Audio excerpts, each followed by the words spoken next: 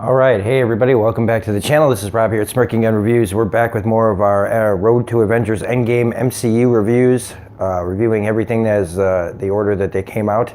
And we have made it up to Guardians of the Galaxy, a movie that I really didn't know what was going to happen when this came out.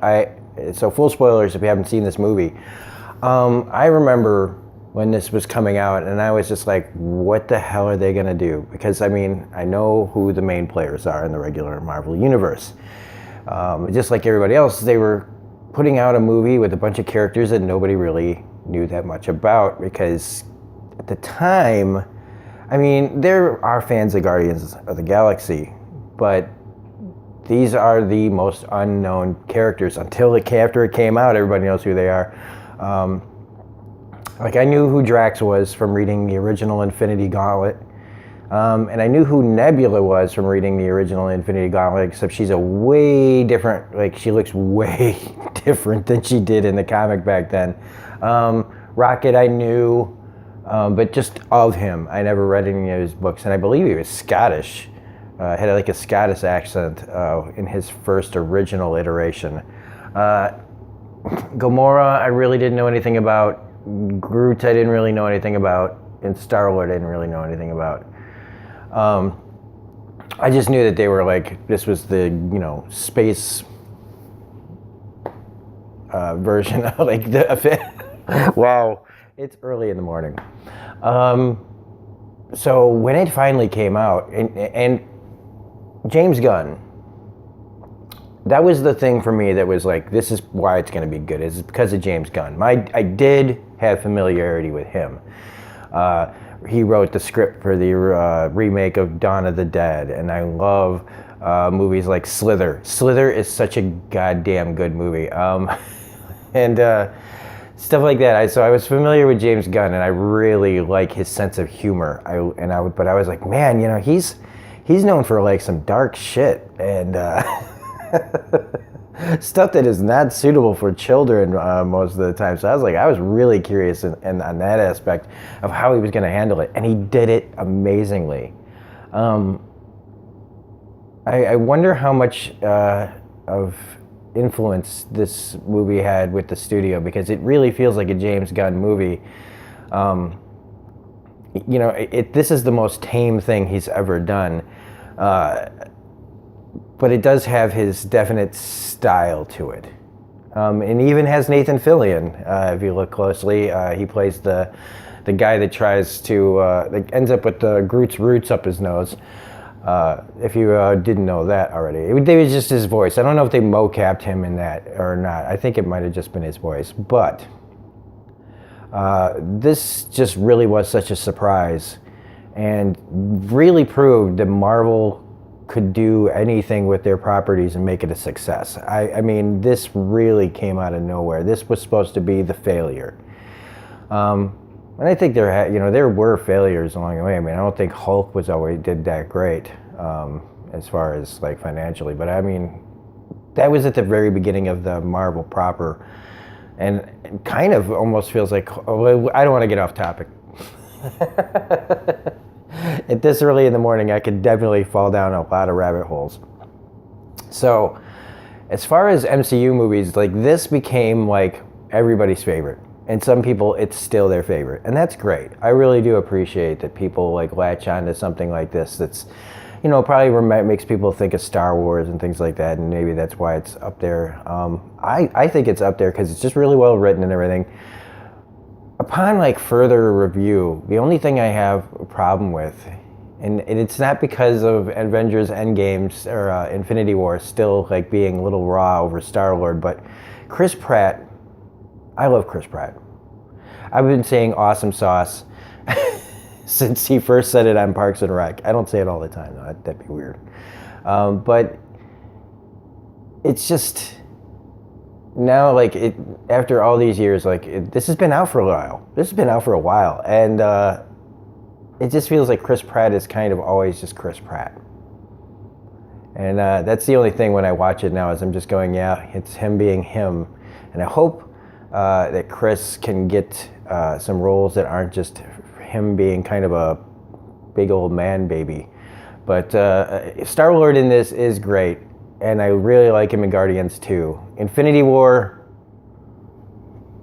it's something else. That's a character choice, not a Chris Pratt choice. I mean, I'm still a little raw over that, but I mean, they wanted the story to go in a direction. Anyway.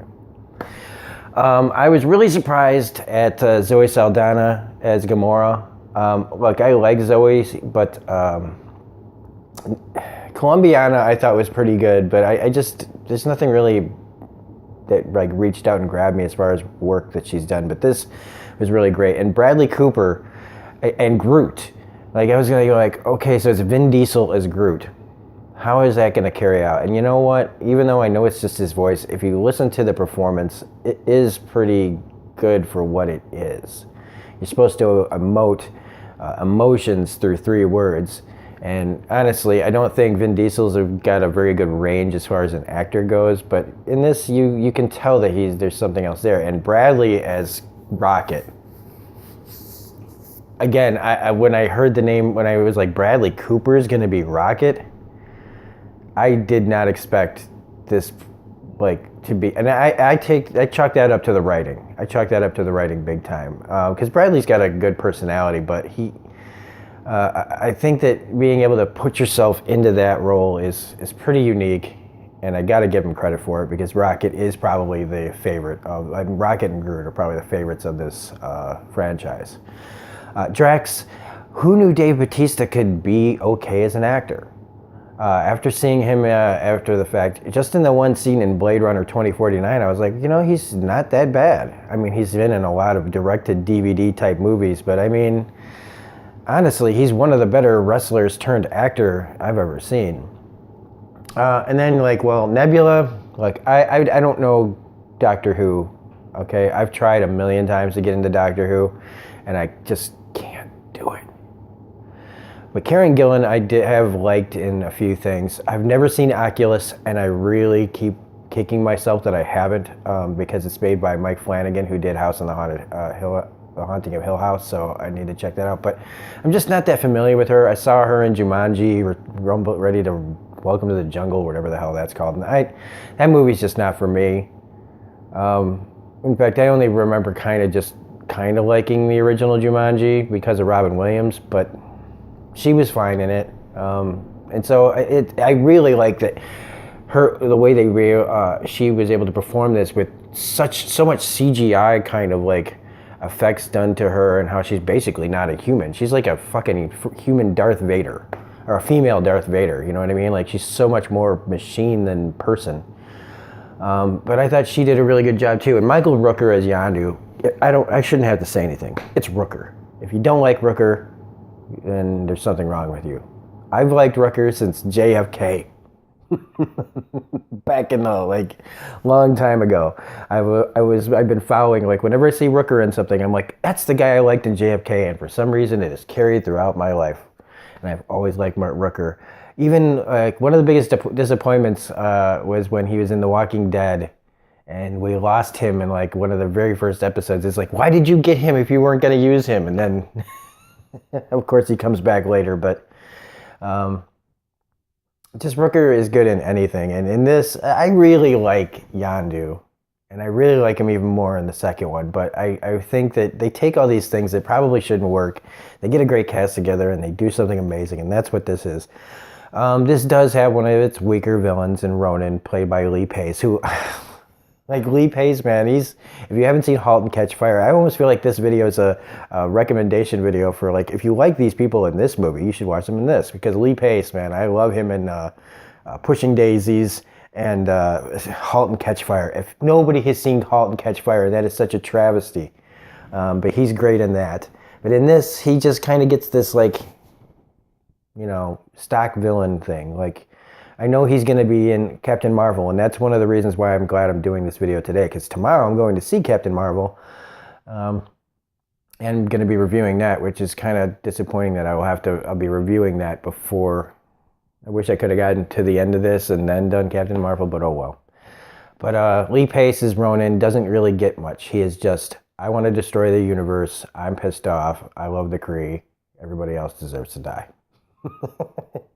And I was doing it for Thanos until I got my hands on an Infinity Stone. And that's another cool thing about this is this really is making the Infinity Stones, the search for the Infinity Stones, become a major point to this. Just like at the end when you have Sif and the other guy played by Ray Stevenson from Asgard putting the Power Stone, I believe it's the Power Stone, in Nowhere. I thought that was now. They were giving the oh wow, it's too early for me to be making these kind of mistakes. But the whole thing with going to Nowhere, Benicio del Toro is back as the Collector because he was in that one cutscene. Not cutscene, but end of the movie scene. He's really an interesting character. I believe he's like brothers with the Grand Master, and that's another interesting thing because I think the externals are coming, or they show things in this. Like I forgot that they originally actually showed a Celestial, what a Celestial looks like, and that was pretty amazing. Remembering that's something that's coming probably, and the Celestials have kind of been a thing in the comics lately, so I feel like they're definitely setting up these things and I'm surprised that they're doing it. We get a little bit more Thanos. So I mean, we got Josh Brolin in this, and it kind of really just was a tease. The scene where he's sitting there smiling on the throne is straight out of the comics, and it really made us. Like, I don't think they changed that much from Guardians to the way he showed up now, except that he's just sitting. He's just an effect. He's there's not really much performance there. But you could see Brolin's face in that smile. But that smile is a pretty iconic smile from the comics. So that was a pretty cool treatment. Again, the soundtrack, fantastic. The emotion, I feel like Star-Lord is just this, kind of grown-up child. He has, his growing up has been interesting. I mean, he was raised by these Ravagers who were, unbeknownst to him, supposed to take him to his father, which will carry over into the second movie. He's just been like a kid on his own, and so he really doesn't have any boundaries and things like that. He has all these things that you could see in a kid who was never raised properly. And so I do kind of chalk a lot of the way he talks and his decisions he makes as to somebody who really hasn't had anybody that really should have showed him the way to be. The thing with his mother that carries through this movie and the second movie is pretty interesting. I don't remember them ever taking that kind of interest in his backstory in the comics, but I think you needed to establish his humanity a little bit. I can't wait to see if we ever get Star-Lord on Earth.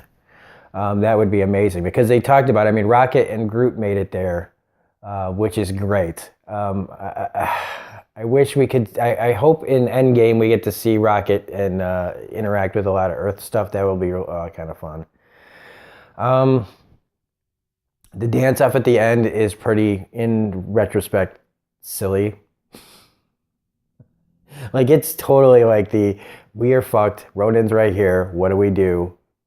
I'm gonna dance. As far as Hail Marys go, that's a pretty big Hail Mary, but of course it works. And the whole, you said it, bitch, we're the Guardians of the Galaxy. I don't know if I needed that, the bitch part. It just kind of feels like this movie doesn't really have any swearing in it, so it just kind of ticked me out of it for a second. It just feels out of place. But again, it's a small nitpick.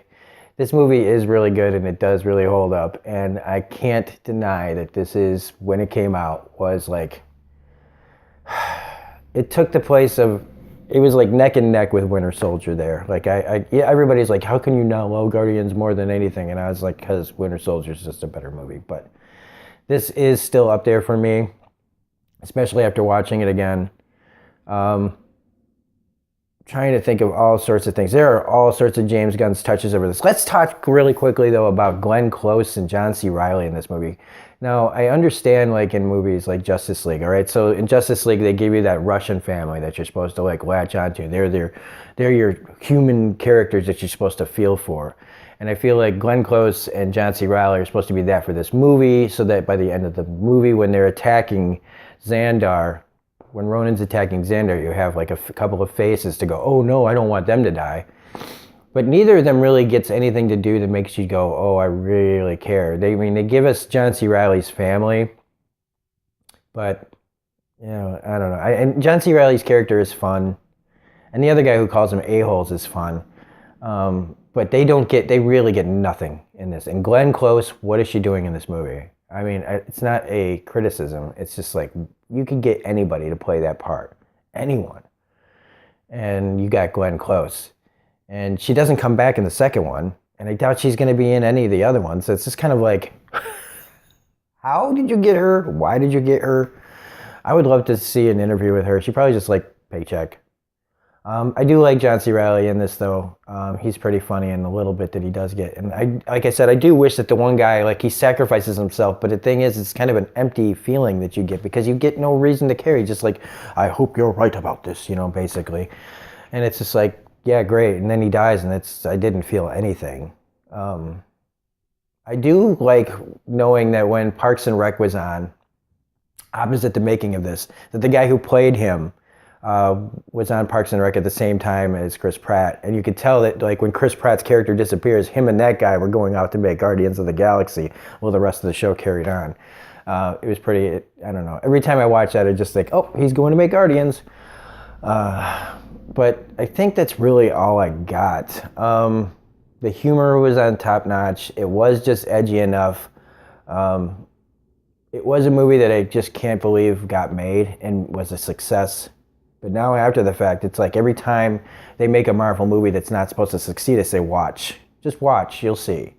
Even like I was excited for Black Panther, but I did not know Black Panther was going to succeed that well. But I knew it was going to do well, just damn. So every time you think that, it's like Captain Marvel, people think it's going to, because social justice warriors and everything else. We'll see. I have a feeling that it's going to be fine. I've been looking forward to the Skrulls for quite a while. I think that's going to be a really fun time. So anyway, that's Guardians of the Galaxy. If I'm forgetting anything, this movie's been out for a while, so it's kind of hard to review a movie that you've seen probably about 20 times. But I've done it. So anyway, just kind of adding some extra thoughts to these things. If you guys have any extra thoughts that you think about Guardians of the Galaxy, let me know in the comment section. I'm trying to think of anything else. Howard the Duck and Cosmo the Dog. I think his name's Cosmo the Dog. Was in the collector's thing. But other than that, if you like this review, please hit the like button, comment, share, subscribe, all that jazz. Trying to think of the stingers that are in here. No, nothing really to write home about. But again, the soundtrack is phenomenal. So anyway, if you like this, please hit the like button, comment, share, subscribe, all that rigmarole. Otherwise, this is Robert Smirking Again Reviews saying the next movie is Avengers Age of Ultron. So, damn. We are already up to the second Avengers movie, and that'll be coming out soon. I just posted the last 3 episodes of The Umbrella Academy are up, and I'm going to be doing the best of Game of Thrones reviews. I was going to rewatch and review every Game of Thrones episode, but I don't have the time for that because it comes out in April. So to get through all those seasons and review them would take way too much time. I will be reviewing all of the final season, but for right now, we're just going to do a best of. If anybody has any ideas for what their favorite episodes of Game of Thrones are, please put them in the comment section, and I will consider them for the review list. That's going to be coming in a couple of days. I don't think I'm going to do anything today about it. I do consider the pilot episode to be one of the best, so we will be starting there. So anyway, this is Robert Smirking Again Reviews saying thanks for all the support. Look forward to making those videos, and we will see you later. Bye.